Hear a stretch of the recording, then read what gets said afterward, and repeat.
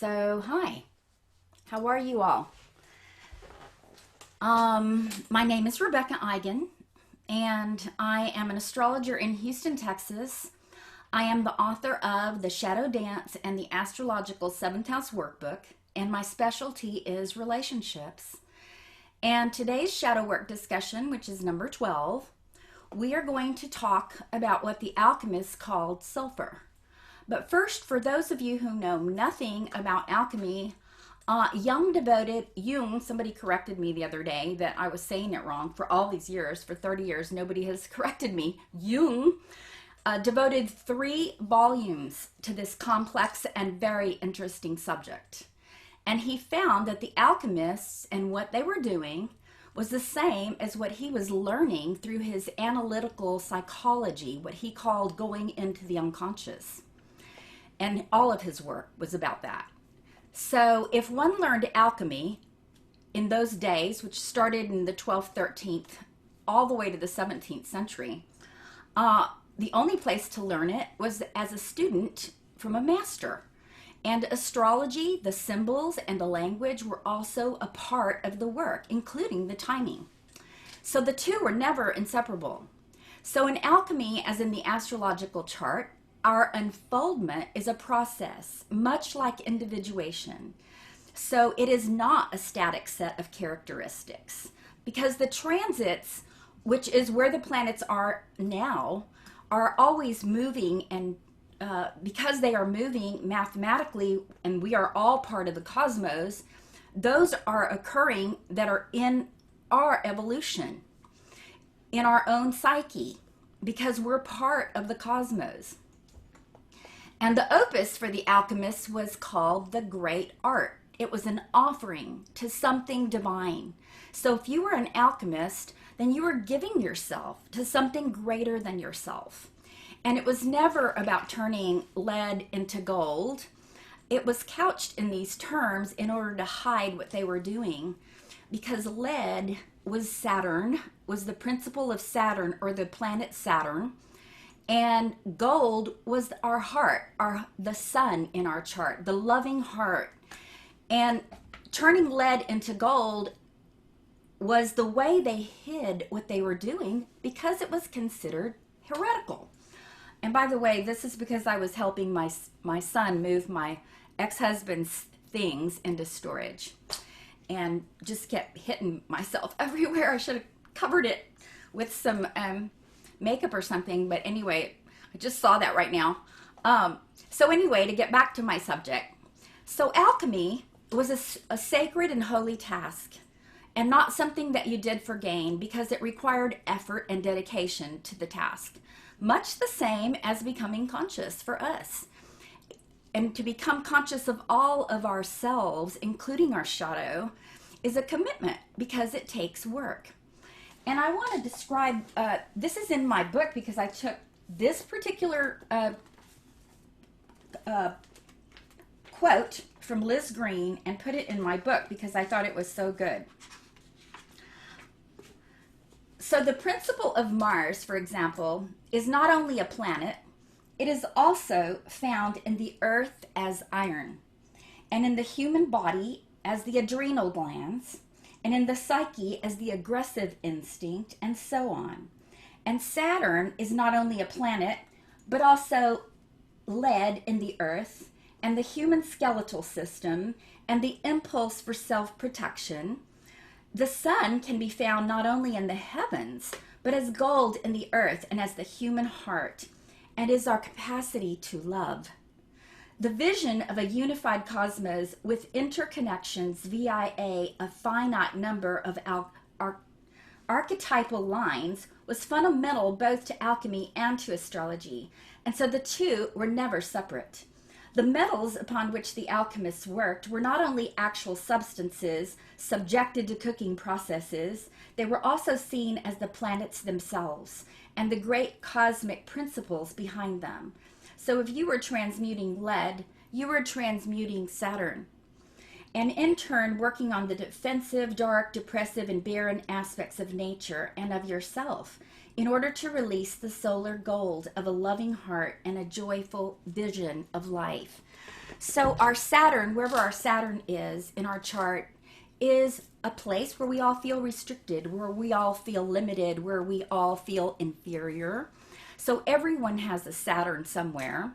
But that is not the topic of this, but I want to say that I am doing consultations now on just Saturn alone, where you go into your Saturn, look at what it means by house, by aspect, everything about it, to understand that part of yourself, because everybody has Saturn somewhere.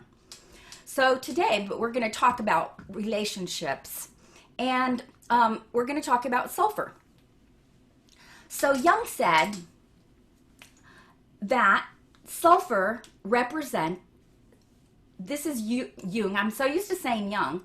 Jung says sulfur represents the active substance of the sun, or in psychological language, the motive factor in consciousness, as on the one hand, the will, which can best be regarded as a dynamism subordinated to consciousness, and on the other hand, compulsion, an involuntary motivation or impulse, ranging from mere interest to possession proper. The unconscious dynamism would correspond to sulfur. The compulsion is the great mystery of human life. It is the thwarting of our conscious will and of our reason by an inflammable element within us, appearing now as a consuming fire and now as also life-giving warmth. And that is from Mysterium Coniunctionis, which is considered to be by Ed Edinger the Bible of the psyche. This is the largest book that Carl Jung ever wrote, and it is full of astrology and it's all about alchemy. So it's about, the entire book is about the union of male and female within the unconscious, within ourselves. And in astrology, the symbol of the sun in our birth chart is our will. It is our need to shine. It is where we want to express our creativity. And it is where we want to be validated and what gives us joy, vitality. So it describes our center. And again, astrology is just a symbolic language of the psyche, much like alchemy was. And much like Jung's analytical psychology is. All three of them are very similar in what they were trying to do, which was help us become conscious. So the word Coniunctio that he, wrote this book about, which he called this book, means union of the male and female. And we get the same word conjunction from this word in astrology, and it's from this Latin word. In alchemical images, the union takes place between the king and queen in what they called the alembic, which was a symbolic representation of a sacred container, a temenos. And this was all psychological. It was just hidden and couched in these very amazing different terms that they used.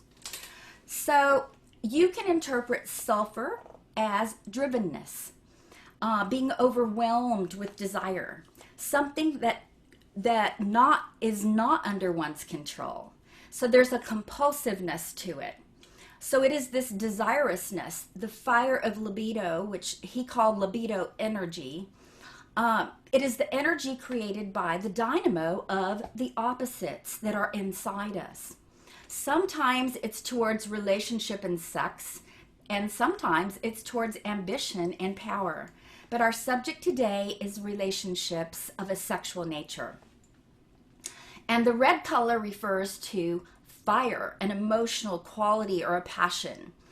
And it is underneath what they call the prima materia, the shadow. And we all have a shadow.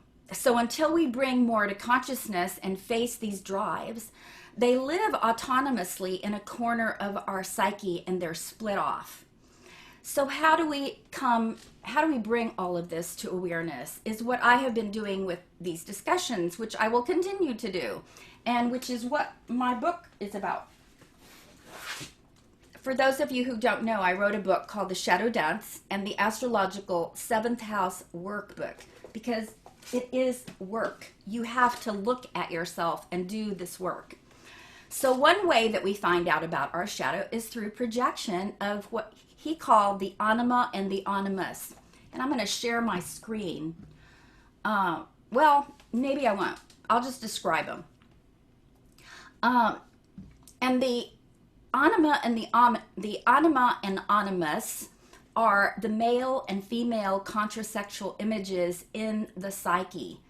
And we get to learn about our inner opposites, which are directly behind the shadow. So we have to go through the shadow first before we can even get to the male and female within us. And they are the parts of us. For a man, his anima is his female partner that's inside him, that's invisible to him, what John Sanford calls our invisible partners. And the animus is the male inside of a woman. So a woman carries an image of her male counterpart, made up largely of her history with her father, the first male in her life, her brothers, and any early experiences with men. And the inner masculine, the animus, helps her. He helps her to achieve her goals, gives her greater intellectual clarity. He helps her have clearer boundaries, and he becomes a mediator between her ego and her unconscious.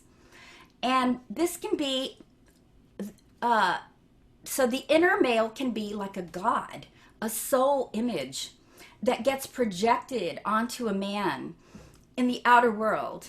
As inner and outer create a mirroring effect, she will know a lot about what shape her inner partner is by the person upon whom the projection lands. And this can be a real eye-opener if a person is willing to see her own shadow. As I said, the clue is knowing a projection has occurred, and it's that peculiar feeling of intense fascination or obsession with a man whom she will feel is her ideal mate. And he, of course, unless he has a huge ego and enjoys the power that he now has over her, will feel as if something sticky and uncomfortable is smothering him. He will make comments to her like, "You don't even know me." His perception is correct and a valid one. She doesn't know him at all. According to Jung, a man faces a very similar dilemma. So when a man projects his perfect God soul image onto a woman, she becomes the carrier of his anima. His anima, his inner feminine, can help him to get in touch with his feeling nature, his receptivity, his personal relating and nurturing skills, and his ability to create. His anima acts like a muse to bridge the gap between his inner and outer worlds. She animates him from within. When this happens to both people, we call this falling in love. And they definitely fall. They fall into their own unconscious image as each person projects part of himself or herself onto the other person. And this can be same sex or opposite sex. It doesn't matter. It evokes a feeling of fantasy and eros. There's an erotic and sexual nature of this encounter. And psychologically, it's quite symbolic. It is each person wanting to merge with or penetrate into themselves.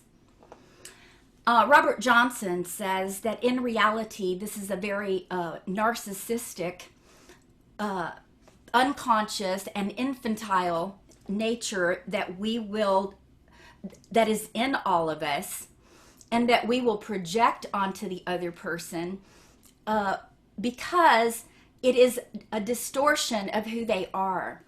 It's not exactly who they are. It's what we saw in them that was part of us. So it's actually something that takes us back to ourselves.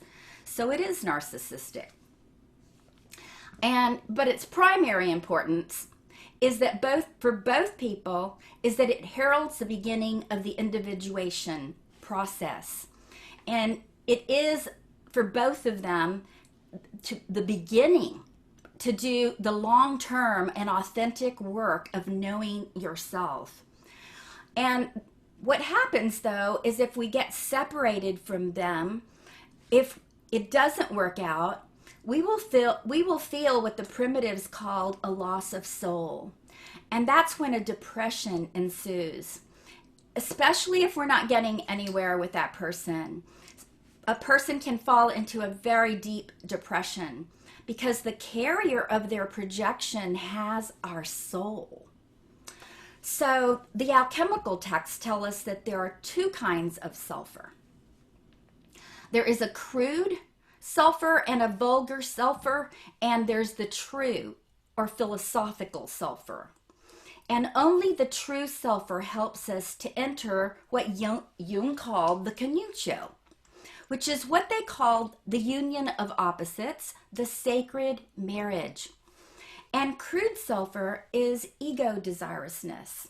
It is unconscious, infantile nature part of us, the natural part of us that's infantile, that will demand to have what we want and turn vicious when we can't possess the object of our desire. You know that because when we don't get what we want or they don't get what they want to destroy the other person. The movie The Titanic showed this very well, where the guy, Cal, who was the fiancé for Kate Winslet, Rose, when she was running off with Leonardo DiCaprio, who played Jack Dawson, he wanted to kill and destroy both of them. So that is a description of the crude sulfur, the vulgar sulfur, what the alchemists called vulgar. Where the true sulfur or the philosophical sulfur is the regenerate desire. It changes you. If you can say to yourself, yes, I desire him or her, and I will go for it, and I will try to get it. But if I can't have it, I will walk away. You're free of possession or compulsion when you truly love another person. And of course, it is still hurtful, but if you get still and go inside, something is happening. Something is changing inside of you. And you will discover there is a stone growing in the bottle, what the alchemists called the philosopher's stone in the alembic. And if this takes place several times, gradually, time and again, you will be taking back these parts of you that you projected out on to the other person. And you thought they were outside of you. And even if this lands on a person, even if our projection lands on a person and we end up marrying them, the projection can only last a limited amount of time because they can't carry our projection indefinitely. It's going to collapse, and sometimes it ends with varying degrees of animosity, where two people hate each other after they've split up, because no one can live up to our projected image forever. And some people will try to keep their romantic fantasy life alive by not revealing too much of what they're really feeling and thinking. But if they start to reveal more and more and more of who they are, which means that they've had to spend a lot of quality time together, then their partner is going to see other parts of them that were not there to begin with. And one of my clients came and he said, yes, and you develop tolerance for that person. You develop tolerance for the imperfect person and love the other part of the person, because nobody is perfect. We are all both. And so mature love requires us to go through this process. But many relationships end at this stage, and the alchemical process begins all over again. And people who are addicted to this falling in love state, Pittman McGehee, my teacher, calls them serial projectionists, because they love the high of being in love. They're not willing to go through the work that it takes to go through the shadow and then get to the other parts of that person, to learn about the parts that were projected so that you can take them back or share them. My book is about sharing them with another person by looking at your seventh house, because the energy and the qualities that are there are inevitably going to first be projected. You're not going to see them in yourself at first. And it can be very painful as you start peeling this back. So this isn't easy. This isn't an easy process, but it's the process of becoming conscious of our whole self. And in the beginning, it's interesting. In the beginning, we may have loved the otherness about that person, but now it drives us up a wall. And we tell ourselves they must have changed, but no, they didn't change. We changed what we get to see because now we're not projecting our illusion onto them. And it's interesting to hear ourselves and others say, "You're not who I thought you were." Well, the fantasy that we carried around inside that landed on them is not who they really are. And we're going to find that out if we marry them or stay in a long-term committed relationship. And that's not that the relationship can't become a committed and mature and healthy relationship. It can. But first, we're going to have to go through this process with that person. And this is what the Alchemists had discovered. And Jung discovered it also through his own relationships and through going into his own unconscious and learning about his anima. So he brought us a wealth of information. I mean, this book, it is so hard to read, but it is profound. And I would read it and I would not understand entire paragraphs, but I would keep reading, because as I kept reading, I was starting to understand more and more and more. And you can read it 3 and 4 times. I mean, it is that good. So on the other hand, if two people are committed to their relationship and they're growing and becoming conscious, when the projections wear off, there's an opportunity for both of them to find out the part of them that was missing. The shadow part, which is our prima materia, our dark and hidden qualities, and also our solar gold, that capacity to love.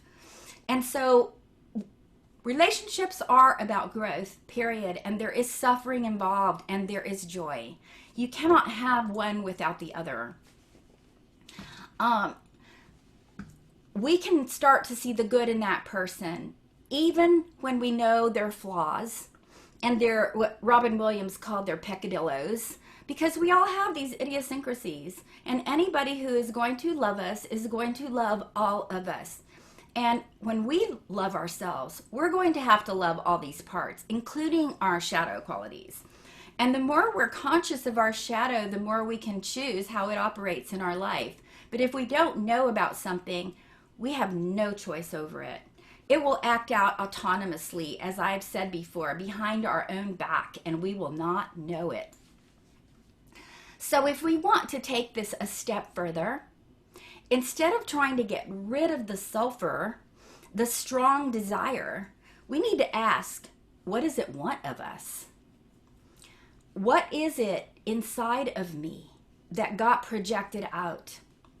And what is that person carrying that belongs to me? That is what we want to ask our unconscious. We cannot put ourselves down or condemn ourselves when we see negative qualities in the other person that we don't like and decide they're no good. Those are parts of us, albeit they're unconscious. And it will do no good to condemn them or us. What works is to go inside yourself and do this work. Sometimes your dreams will help you by bringing you information. Your dreams will bring you parts of yourself to see. So if you start keeping a journal with your dreams, with your thoughts, with the reality of what is parading in and out of your life, because these things will repeat. So another way is through Robert Johnson's book that he called Active Imagination, where you actually do an active imagination. If that person is no longer in your life, you can actually do this kind of active imagination with yourself, with the qualities of that person, to start to realize what part of you needed. So Sulphur is the active part of the psyche, and it has a definite goal, and it is gold eventually. The Alchemist called it prima materia because it was primary substance. So we can ask ourselves, is this a projection of my mother or my father, or my inner male or my inner female? As these four are usually what drive us when we have an intense fascination with another person. Those four are the parts of the birth chart that is the cross. We are all on this crucifixion, and it is our responsibility to integrate all four angles of the chart. And until we become our own mother and father and our own masculine and feminine, we're caught. We're caught because we're caught in the drive to know ourselves, and we can be compulsively drawn, obsessively drawn to completing ourselves through them. But it isn't about them. My teacher Pittman says, I alone must become myself, but I cannot become myself alone. So we actually need relationship to see those hidden parts of us. So this is not an easy task. It takes a lot of painful work. But as in the book, in here in Mysterium, he says, an experience of the self is always a defeat for the ego. And that is the death of the ego, the self as you knew it, because now you're reborn into bringing more and more wholeness towards you that was once projected. So in order to have a more mature relationship with another person, we have to give up our desire for perfection, because perfection doesn't exist. And now we can accept our partners for who they are, not who we wanted them to be, not what we wish they would change into, but who they actually are. And they can give that to us. So relationships are all about learning about all of this. Some people think that they're just to have 2 kids and a car and 2 cars and a career and a very successful life, and they dedicate themselves to the outer world and outer things. But then there are those of us who came into this world to do inner work. And I don't think this is for everyone. It takes a lot of a commitment to be an alchemist, to be a deep sea diver, to dig into your own unconscious. But if you were destined to do that, then I encourage you to start doing your shadow work so you can get started, because that is the beginning. It is the real beginning. And to me, real love, unlike projection, is a willingness to see and support another person to be their own unique, separate self. And this will untangle us from seeking in them the perfect parent mirror image of ourselves. For as long as we're still seeking to be completed by another person, we will not allow them their own autonomy. And as the rune partnership describes it, 2 separate and whole beings, equals in the true sense of the word, can help each person feel their own union with the divine within, instead of through projective identification through each other. And as the love between them grows, it expands to the entire cosmos. And this kind of love gives each partner their freedom. The greatest gift of all, freedom. And that is the Aquarian age goal, my friends. That is where we're headed in our relationships. And I'm dedicated to helping people get on this journey. So my consultations are about helping you to learn the parts of yourself that are hidden, that can possibly be being projected, the parts of you that have oppositions and squares You know, there are oppositions and squares. There's no perfect birth chart. So when we learn about what these mean, these symbolic representations of the unconscious and in the psyche, they're not all unconscious. Some of them are very conscious, but it takes time to see all of them. And that's why the transits are constantly unfolding us. We are constantly growing and learning more and more and more. I mean, I promise you, at 30, I didn't know at 30 what I knew at 40, what I knew at 50, what I knew at 60, and I'm 67, and I cannot wait to get to 77 because it's really awesome. It is really awesome to learn all of this and to become centered, which is what the sun wants in us, the gold. So romantic love can give way to selfless agape, which is the love for everyone. That is the goal of doing this kind of work. That is what the alchemists were trying to do. And that is what individuation will do for you as well. So that is my talk for today. And I'm going to see if anybody has any questions by going to my Facebook.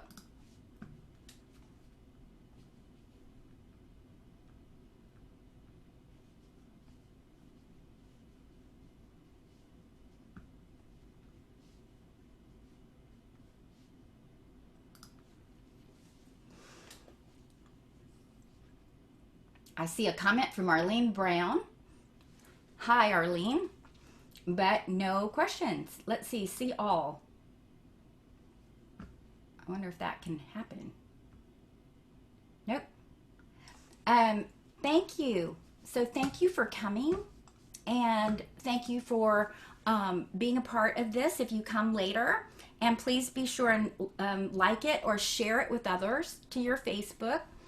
And I appreciate everybody who comes to my shadow work discussions, because if it weren't for you, I wouldn't get to do this. And I love doing this.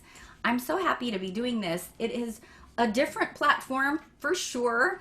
I was used to doing this, teaching classes, but I'm getting the hang of this technology and joining the rest of the world. And again, thank you and goodbye. My name is Rebeca Eigen again, and my website is shadowdance.com.